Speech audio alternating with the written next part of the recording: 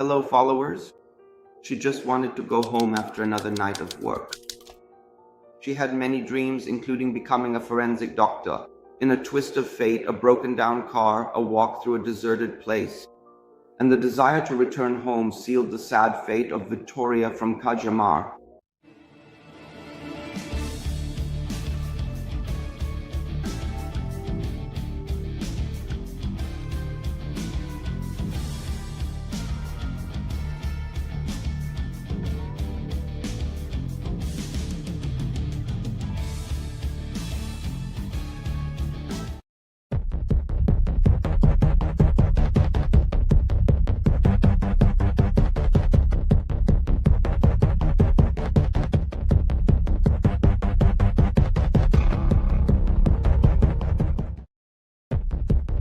It is still an ongoing investigation, and the police continue working to resolve all the questions surrounding the crime. But let's talk about everything that is known for certain so far. The teenager Vitória disappeared and was found dead, showing signs of torture days later. Forensic examinations are still ongoing, and the authorities are investigating the involvement of those implicated in this crime, which has shaken Brazil. Well, followers, starting the story itself on the night of Wednesday, February 26, 2025, Vitória. Regina left the mall where she worked, took a bus, and headed home. Or rather, she tried to get home, but unfortunately, she didn't make it. And that would no longer be possible. Vitória needed to take 2 buses to get from work to home. She took the first one, then got off and walked to the bus stop where she would catch the second bus that would take her home. The footage shows that 20 minutes later, Vitória is crossing the avenue where she would soon catch the second bus. Already at the bus stop, she posted a photo on social media and sent the following message. To her friend, "There are a couple of guys here next to me. I'm scared." The image in question shows the young woman and the 2 men boarding the bus around midnight. The trip lasted almost 30 minutes. When she got off, Vitória seemed calmer as she said the following. "Hey girl, but it's all good, you know. They were just hanging around, but none of them got off at the same stop as me. So it's all fine, no problem at all." In her routine coming back from work, this was common. Vitória would take 2 buses, and after getting off the second one, she was always picked up by her father. Or rather, almost always. On the day of Vitória's death, something different happened that changed everything. It changed the girl's fate forever. The fact is, followers, that a twist of fate occurred. In other words, one of those things some people call bad luck happened precisely on the night Vitória disappeared.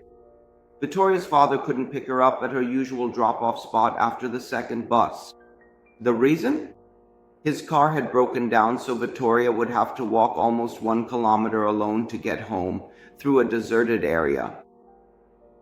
To clarify, Vitória's father always picked her up by car, but on that fateful night, that didn't happen, and he couldn't do it on foot due to his health issues, which limit his mobility and require him to use crutches. Another important detail is that, in that region, since it's a rural area quite remote, ride-hailing cars usually don't accept trips. Right after taking her first steps, she started sending me voice messages again. Some guys passed by in a car, and they said, "Hey beautiful, are you heading home?" Oh my god, I'm going to cry. I'll just keep messing with my phone. I won't even pay attention to them. It's all good. They went into the favela. There are even tears coming out of my eyes right now. Wow, I even got goosebumps. The last message from Vitória was sent at 12:30 a.m., and from then on, no one heard anything else about her. The girl's father, Mr. Carlos, who had exchanged messages with his daughter during her journey, as established by the investigation on the day Vitória disappeared, sent a message to the teenager asking if she was going to their house or to her sister Veronica's house. He also reminded his daughter that only the next day the family car would be ready since it had been broken. When replying to the text message, Vitória said she would go to her father's house, who then sent her a voice message saying the following, All right then, be careful, okay? Starting at 1:15 a.m., the messaging app shows several voice calls made to the young woman which were not answered. On February 27th, the search efforts began. And since the neighborhood where the young woman lived with her family is in a rural area of Cajamar, there was a very large area to search. And so, more than 100 people, including members of the Civil Guard, Metropolitan Police, civil and military police officers, state security forces, and the city of Cajamar, began operations to gather information that could help locate the teenager and clarify the facts. At first, of course, the search was focused on the area where the young woman was last seen, and then the scope was expanded. And in addition to the 100 agents mobilized, local residents began to help in the tireless task of finding Vitória. Unfortunately, followers, 7 days after the investigation, what started as a missing person case became a homicide investigation because Vitória's body was found in a dense forested area, located about 5 kilometers from the house where she lived. But after all, who was Vitória? Vitória Regina de Souza was a 17-year-old teenager who had been working at a snack bar in the Cajamar shopping mall for just a few days. On her social media, she said she was a Corinthians fan and of legal age. She often posted selfies on her Instagram and pictures alongside her best friend. She wanted to take a course in autopsy and work with post-mortem examinations, and she also shared the dream of becoming the mother of a boy and a girl. Vitória's last post, on February 16th, was when she talked about her desire to start a family. Like most young people her age, Vitória was hardworking and full of dreams. In an interview, family members said that she was dedicated, helped with the bills, and wanted to go back to studying. She was happy, playful, and especially loved playing with children. Vitória was a girl with a good heart. When I needed to buy milk for my son and didn't have the money, she would immediately send it to me. That's how Vitória was described by her sister Veronica Alves de Souza. The teenager had left school, but she dreamed of returning to her studies very soon. In the meantime, since that hadn't happened yet, she had started working at a snack bar 4 days before she disappeared. Her grandmother, Virginia Maria de Souza, also mourns the loss, saying the following: "I used to call her my princess, my princess. She was so beautiful, always content with life. It still hasn't sunk in for me. To me, she's alive at her father's house. When Vitória's body was discovered, showing signs of torture, and with her head shaved in a wooded area of Cajamar in Greater São Paulo, the case had already gone viral and was being reported on all TV channels and news websites. And it was on a TV program that something unexpected happened in this so tragic story, while Vitória's father, Mr. Carlos Alberto Sousa, recounted days that he described as a horror movie. The fact is, followers, that Carlos Alberto was already feeling guilty about everything that happened to his daughter. So much so that he said the following on national television: "I have no more tears left to cry. I wish I had done something. Sometimes I even blame myself for the car breaking down." Even when it came to the mechanical failure of his car, something that happens all the time, Carlos took responsibility. And in this conversation, the interviewer wanted to know if the man knew who had taken his daughter's life. And throughout the interview, she surprised Carlos Alberto with details from the investigation, saying the following: "The civil police said they had solved his daughter's murder. It was a crime of passion, and the killer's name is Daniel. He was the boyfriend of Vitória's ex-boyfriend." Faced with Vitória's father's denial, the journalist insisted he supposedly had help from 2 friends who helped him kill and transport Vitória's body, and the 3 men are hiding in a wooded area in Cajamar. The search for the 3 suspects has already begun, and we will be following the developments. Were you aware of this? Daniel would be the boyfriend of Vitória's ex-boyfriend, in other words, a crime of passion. Because of this revelation and such, let's say at the very least shocking details, all broadcast live. Regarding the motive and perpetration of the crime, Vitoria's family decided to file a lawsuit against the television network and against the host as well. According to the family's lawyer, Vitoria's father claims he was caught off guard, and he is seeking 200,000 Brazilian reals in damages for being exposed in a humiliating manner. In an interview with CNN, lawyer Fabio Costa stated that the young woman's father felt surprised, perplexed, and above all humiliated by the way it was handled. By the interview, followers, I think it's important to mention this here as an addendum to today's video case, but not as part of the episode's context, okay? The fact is that Mr. Carlos Alberto was accused as a suspect of having committed this crime against his own daughter. I found this information so mistaken, so absurd, and so ridiculous that I thank Nilvio, who wrote the script for this case for me, for not including that information there, because I wouldn't have said it like that in the script anyway. But as a separate addendum expressing my opinion, I made a point of mentioning it.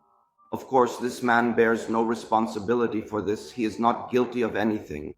He is the victim's father, and he is suffering the pain of losing his daughter. That's all. Period. And I have nothing more to say about this subject either. Let's move on. Let's continue the video.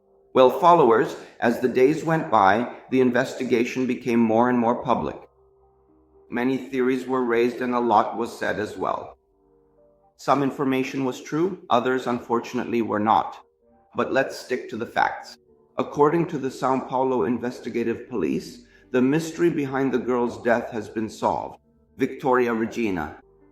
Her neighbor, the only suspect arrested so far, Michael Antonio Sales dos Santos, is the confessed murderer of the crime. The biggest mystery in the investigation was the motive for the crime, but after almost 3 weeks, those responsible for the inquiry concluded that it was indeed a crime of passion, since Michael was allegedly obsessed with the victim. Well then, followers, let's now find out who Michael is. Michael Antonio Sales dos Santos, 26 years old, was Vitoria's neighbor in a neighborhood of Ponunduva, and there is a lot of evidence against him.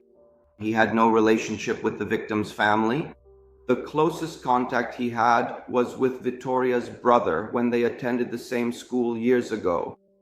After that, according to the victim's sister Veronica, there was no further contact, and according to her, Vitória never mentioned this man's name at home.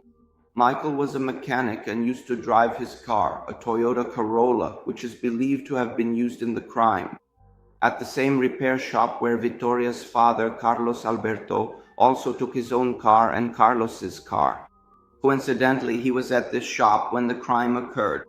He didn't say much, but enough to be understood. There's a connection here, this issue of both cars being at the same repair shop. There's no further mention of this in the text here, but I believe there is a link between these two situations. Well, followers, as we already know, justice is blind, but it can see in the dark. Michael's cell phone was examined, and photos of Vitória and girls who looked like her were found on it. Photos of weapons were also found, such as a firearm and a sharp object. Geolocation data also placed Michael within less than 300 meters of the location where Vitória was on the night she disappeared. Witnesses contradicted the suspect's statement and claimed to have seen his vehicle nearby. In the vicinity of the area where the crime actually took place, it was observed that the suspect also displayed completely strange, unusual, and unexpected behavior. Blood samples were carefully collected from both Michael's house and his car, and these samples are currently being compared in detail with Vitória's DNA to determine if there is any possible match or connection. On March 18, 2025, not long ago, the São Paulo police announced that Michael had confessed to the crime, and details from his statement were clarified by the director of the Judiciary Area Department of Macro, São Paulo, Luis Carlos do Carmo, and the chief of the Cajamar police station during a press conference. The The breaking of the suspect's cell phone privacy revealed that since last year, Michael had been monitoring Vitória and planning an approach. The director of DeMacro stated the following: "There are very few contradictions based on the evidence we have gathered so far. It is abundantly clear that he was deeply obsessed with the victim, that he had been monitoring her since last year. The police also discovered that the suspect bought a balaclava-type hood online club and used the accessory during the crime. In addition, near the place where the body was found, a shovel and a hoe were discovered, which were later identified by Michael's stepfather as belonging to his house from where they had disappeared. The police carefully checked for any official records of disappearances related to the women found photographed on Michael's cell phone. Michael, but ruled out the possibility of other victims being identified, except for Mrs. Edna de Oliveira, an elderly woman who was found dead near the place where Vitoria's body was discovered. As for what actually happened to Mrs. Edna, we still don't know. However, coincidence or not, she used to work at Michael's house. And her body was found shortly before Vitoria's body was discovered. The police also stated that Michael was obsessed and in love with the victim. The police believed that after the crime, Michael took Vitoria's body to his house. The criminal also claimed to have burned Vitoria's belongings, such as clothes and personal items, after he had taken her life. Michael admitted to stabbing the victim, who died from traumatic hemorrhage caused by stab wounds to the chest, neck, and face. Despite initial speculation, the police confirmed that there was no decapitation of Vitoria's body. The police revealed that he monitored the victim for 7 months using a fake profile on social media. Cicero, a friend of the suspect, also went to the police station and denied any involvement in the case. And investigators concluded that Michael acted alone and there was no sexual abuse. According to Police Chief Fabio Senati, this information is justified by the following. First, because he had already been stalking the victim, which we call a stalker, and secondly, there was no abduction. The police chief also emphasized that the investigation was based on technical evidence, which justified the silence. In response to the media's search for statements, the civil police added that a person with Michael's profile would hardly be able to act in partnership with another psychopath. Regarding this, the police chief stated the following: "Generally, they are extremely narcissistic, egocentric, and controlling. They would not be able to establish empathy or loyalty among themselves, which would lead to conflicts." The police also revealed that the 17-year-old girl died from traumatic hemorrhage as a result of stab wounds to the neck area. According to the investigation, Michael confessed that he stabbed Vitória when the victim reacted to one of his actions. Even with the evidence and statements from the police officers, the victim's father, in a statement to a TV program, said he does not believe that Michael did this alone to his daughter, as he cannot accept that his daughter would have gotten into the killer's car without being forced, and even less that a single man could have managed to keep her forcibly inside the vehicle. In other words, he believes that there was at least one more person involved who helped him commit the act, carry her body, hide it, and finally clean the car, to try to make the police's work more difficult. The police are still trying to determine whether Vitória was murdered right after her abduction or if she was kept captive before being killed. Michael's house was examined by forensic investigators, and traces of blood were found at the scene and are currently being analyzed. Michael did not explain how he disposed of the body. The police suspect that he took the teenager to his house before dumping her in the wooded area where she was found. In a statement, the Public Security Department reported that the case is still under investigation by the Cajamar police station, and that the conclusion of the investigation depends on forensic reports that are still ongoing. On the same day the confession was made public, Michael's defense filed a habeas corpus stating that they pointed out statements that were considered false in the testimonies of other individuals under investigation in the case. One of these is the fact that Gustavo Vinicius, Vitoria's ex-boyfriend, claimed he had not seen the victim for months. However, through phone tracking, the police reportedly indicated that the individual was near the victim. Furthermore, the lawyers emphasized that Michael voluntarily turned himself in and offered his vehicle to be examined 3 times, a conduct that, according to the defense, was not taken into account by the police authorities. The lawyers also claim that Michael has a permanent residence, a job, and is a first-time offender. The defense states that none of the witnesses mentioned any kind of threat from the suspect and that he was only considered a suspect because some witnesses, after watching the news, began to speculate about what had happened. It is clear that in every instance where someone points to the suspect, it is always paraphrased as after seeing the news on television. Another detail is that Michael's defense is not aware of the confession he allegedly made. In a statement, Michael's lawyers clarified that there was no confession of authorship or participation in the winning case. Regina de Souza. The defense still refutes this. Representatives emphasize that any statement attributed to him without the presence of his lawyers violates procedural law. Well, we've reached the end of this video, but not the end of this story, because there is still much to be proven and clarified. There are still technical reports to be finalized, and the investigation is ongoing. And we will keep you updated and bring you all the news about this very sad and current case as soon as we learn anything new. And now let's get to today's video questions. Number 1. In your opinion, is there a connection between the crimes of Vitória and Dona Edna? Number 2. Did Michael act alone or with someone's help? Yes, no. Why? Answer. Interact with me in the comments, because what is good for you will be good for me too. 2. That's today's story, followers. Now I'm going to browse the internet in search of new cases to bring to the channel. Subscribe if you haven't already. Always leave your comments politely so as not to embarrass the victim's family. Leave a like and share the video with your friends. Turn on the notification bell to receive updates on the cases I bring to the channel. And follow me on the other social network where the handle appears below, and see you in the next video.